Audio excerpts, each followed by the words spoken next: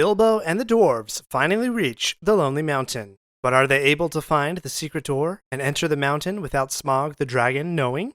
This is Lore of the Rings, episode number 106. Today we take an in-depth exploration into Chapter 11, On the Doorstep of JRR Tolkien's The Hobbit.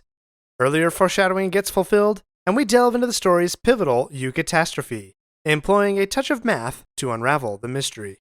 Imagine yourself standing at the threshold of a mysterious door, with the allure of hidden treasures and the thrill of encountering a dragon. Just as a comforting bite of lembas bread or a sip of coffee would encourage your spirit, you have the power to encourage the Lore of the Rings podcast. Visit buymeacoffee.com/LOTR podcast to show your appreciation or help us achieve our goals by contributing to our wishlist items. Your generosity will help us reach new heights, including our goal of acquiring a new microphone. Every contribution, no matter the size, makes a remarkable impact. Thank you for being an integral part of our epic journey through Middle-earth. Now, let the wandering begin. What's so special about Hero Bread's soft, fluffy, and delicious breads, buns, and tortillas?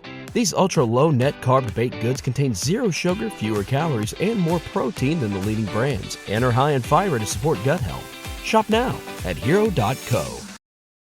Let's check the map. It is the third age of Middle-earth. Evil is brewing in the east, and Gandalf the Wizard has sent Thorin Oakenshield, an exiled dwarf prince, to reclaim the ancient dwarf kingdom of Erebor at the Lonely Mountain from the dragon Smaug. Gandalf has also sent Bilbo Baggins, a simple hobbit from the Shire, to help the dwarves on their quest. Through dark journeys, under mountains, and many perils, Bilbo and the dwarves approach the mountain after receiving a warm welcome from the people of Lake Town. Just a reminder, we won't touch on every event or detail in the chapter, but we will dive deep on a couple of themes. If I don't touch on something you really care about or have a question about, drop me a line at lordoftheringspodcast@gmail.com. First off, this chapter to me represents the beginning of the end, and a big contributor to that thinking is how certain phrases or events portrayed in this chapter fulfill foreshadowing and parallel phrases from the first chapter of The Hobbit. Perhaps the most notable example is the chapter title itself, On the Doorstep. The secret door didn't actually have a doorstep, but that is what they called the small grassy alcove in front of where they suspect the secret door to be. They called it that, quote, in fun, remembering Bilbo's words long ago at the unexpected party in his hobbit hole. Let's go back to those words and see what it was that Bilbo had to say way back in chapter 1. The conversation is towards the end of the chapter, when Thorin and the dwarves are discussing their plans, and they feel rather hopeless. Bilbo surprisingly gives the suggestion that the dwarves should go east and, quote, if you sit on the doorstep long enough, I dare say you will think of something. Bilbo's guess is half right. As they sit on the doorstep thinking, it's actually Bilbo who thinks of the something to do. More on that in a moment. Another interesting parallel as the company of dwarves meet up with the few men who had ridden on ponies with supplies. These men refuse to stay even one night so close to the mountain.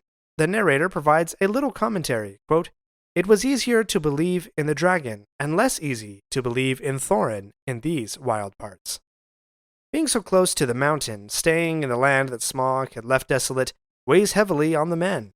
Contrast that feeling to this subtle, unassuming line from chapter 1. As Gandalf attempts to persuade the dwarves to take Bilbo as a burglar on the quest, he says, in part, quote, dragons are comfortably far off, and therefore legendary. Yes, far away in the western regions of Middle-earth, dragons were so distant, they were practically legendary. Not so on the mountain slopes, where Bilbo, who has never met a dragon, is learning more about this new creature from the lands that surround his habitation. Quote, there was a little grass, and before long, neither bush nor tree, and only broken and blackened stumps, to speak of ones long vanished. They were come to the desolation of the dragon. And here's another parallel. Before Thorin is presented with the map and key to the secret door, he could think of no better plan than to approach the front gate as, quote, quiet and as careful as we could. Though he does admit that, quote, none of us liked the idea of the front gate. Even so, and even with a map and key to a secret entrance, when Thorin finally does arrive all the way at the mountain in the east, he still sticks with his original plan, quote, before stepping out to search for the hidden door, Thorin sent out a scouting expedition to spy out the land, where the front gate stood. For this purpose, he chose Balin and Fili and Kili, and with them went Bilbo. Even the door itself has an earlier description that comes true. In the unexpected party, Gandalf guesses that the secret door can't be seen because it, quote, has been made to look exactly like the side of the mountain. That is the usual dwarves' method. The doorstep of the mountain has, quote, at its inner end a flat wall. That is, quote, as smooth and upright as masons work, but without a joint or crevice to be seen. Yet they did not doubt that they had found the door at last. And lastly, at least from chapter 1, do you remember the overall thesis statement from the book? Quote, this is a story of how a Baggins had an adventure and found himself doing and saying things altogether unexpected. Well, in this chapter, we have at least 2 occurrences of Bilbo saying and doing unexpected things. The first is after they have established a base camp near the mountain, and all the dwarves are feeling gloomy, that Bilbo again takes the leadership role. Quote, none of them had much spirit left. Now, strange to say, Mr. Baggins had more than the others. It was he that made the dwarves begin the dangerous search for the secret door. This is strange because you would expect the dwarves to be highly motivated to continue the quest, now that they had arrived in their stolen homeland, and even more strange, Bilbo knows that as soon as the door is open, he'll be sent in as a burglar to pilfer something from the dragon. Why would he encourage them on the next step of the quest? Yet he does so, and again he does another surprising thing. As he and Keely and Feely are searching for a way up, Bilbo, quote, unexpectedly found what they were seeking. He came on what looked like rough steps going upwards. These steps lead to a path up the slopes, eventually to the doorstep of the secret door. These 2 examples emphasize for us the crucial role that Bilbo has in this company. Not only has he saved the dwarves from countless perils, but he unexpectedly becomes the leader, who continues to rally the dwarves and encourage them on their quest. But the first chapter of The Hobbit isn't the only chapter that gets a cameo here on the slopes of the Lonely Mountain. Chapter 3, A Short Rest, is also referred to a number of times. That chapter, if you need a refresher, is when Gandalf, Bilbo, and the dwarves arrive in Rivendell, and Master Elrond is able to discern moon runes that were hidden on the map. Let's review the message that the moon letters revealed. The map provided by Gandalf describes a hidden door and the dimensions of a passageway into the mountain with a general location. But it's the moon letters that reveal how the door is to open. Quote, stand by the grey stone when the thrush knocks, and the setting sun with the last light of Durin's day will shine upon the keyhole. At the end of that reading, the dwarves only picked up on one clue of the riddle, Durin's day. They were able to have a general guess as to the time when Durin's day would happen, but they completely forgot the rest of the clues in the riddle. Even while on the doorstep, the dwarves are so short-sighted that, quote, they were too eager to trouble about the runes or moon letters, but tried without resting to discover where exactly in the smooth face of the rock the door was hidden. But not Bilbo. He has already demonstrated his skill in deciphering riddles and puzzles, and he ponders over the message again and again, especially while he sits and rests. Unlike the restless dwarves, who can only react to the situation without taking a break to think. Bilbo is the one who figures out the message and finds the keyhole. As the sun and moon are in the sky, a thrush suddenly starts knocking a snail against the mountain face. Quote, suddenly Bilbo understood. He calls the dwarves to the door, then stands, quote, by the grey stone until the keyhole is revealed.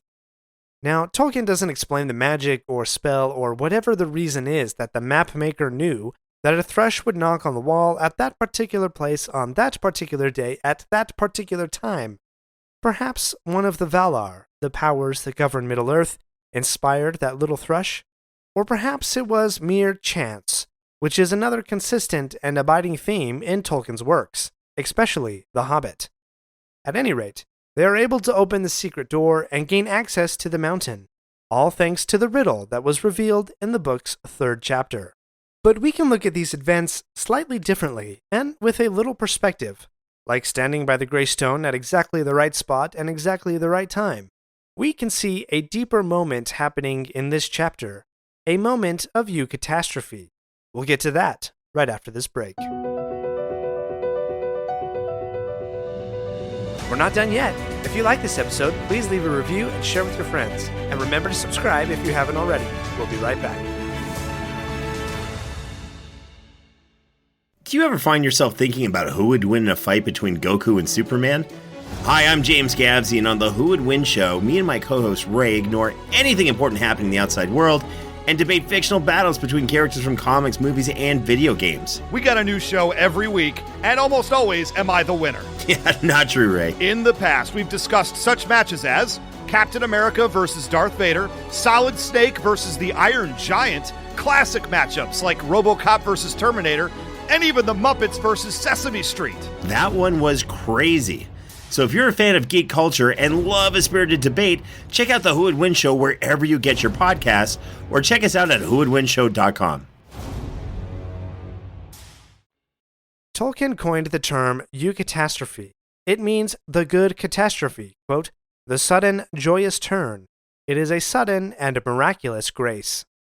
You often see eucatastrophic moments when the outlook is bleakest for our heroes, when all hope seems lost, and the only outcome seems to be failure and sorrow. This chapter has a wonderful example of eucatastrophe, and I can use a touch of math to prove it. In this chapter, the story hinges on the emotional state of Bilbo and the dwarves, and that emotional state is often reflected in their physical surroundings or the direction of their movements. Specifically, if you look for words like up, down, rose, fell, upwards, sink, drip, and lowest, you will find nearly 40 such words. What's more, if you count them, you'll find that about a third of them are positive, like up, and the other 2/3 are negative, like down. Now, let's assume that at the beginning of the chapter, the company is at a baseline neutral state. And let's assign that baseline the numerical value of 0. In the first line of the chapter, we read that, quote, they rode right up the long lake. That's one positive occurrence, putting the emotional state at +1. I'm sad to say that this moment is the peak of the positivity. Yes, it's in the first line of the chapter. Nearly everything else goes down from here, with one notable exception, which we'll get to. What follows this high point are 5 downwards pointing words: down, fell, twice, downwards, and sink. That leaves the emotional state of the chapter at -4. For the next dozen or so references, there's one up and one down, dipping into -5, but basically ending at -4 again. What happens next is a sudden rise of straight positive words that take us from -4 right up to -1, close but not quite to the baseline emotional state. What event in the chapter was the sudden rise in excitement? Despite the oppressive silence above the space called the doorstep, the time corresponds with the finding of the doorstep, or as Tolkien wrote, quote, their spirits had risen a little at the discovery of the path. Indeed, this is the second highest point of the chapter, albeit it's a -4, but things are about to get worse, quote, but now their spirits sank into their boots. What follows is a cascade of negative words that plummets the emotional state from -1 to -8, the low points of the chapter. And indeed, as if Tolkien intuitively knew this, the event at this point in the chapter is that the last light of Durin's day is fading, and they have yet to find the keyhole. Indeed, the dwarves think that they have failed. Quote, their hope was at its lowest. The word choice leading up to this moment paints their perceived failure with such a sorrowful light. 32 directional words, from up to down, have led to this moment.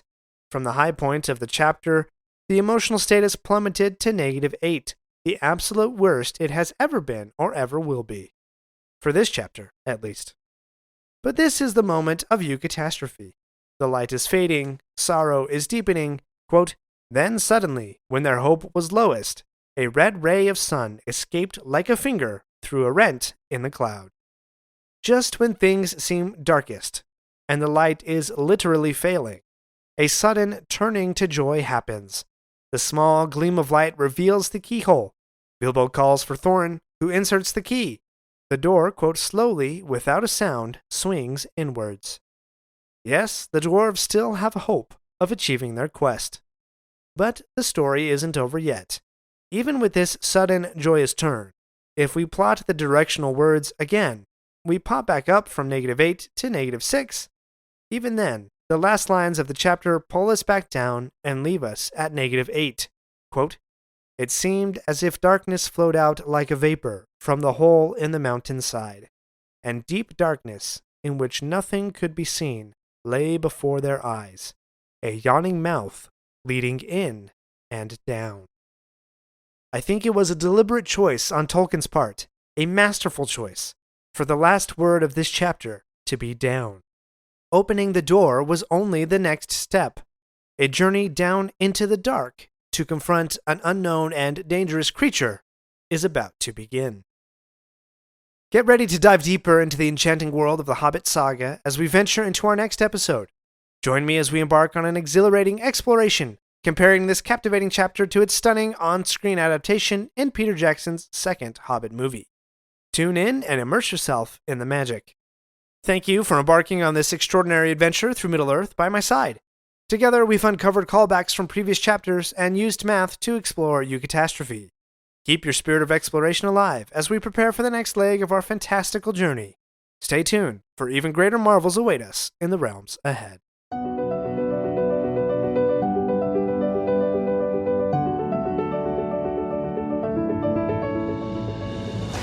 My friends, if you enjoyed this episode, let me know by subscribing, leaving a review, and sharing with your friends.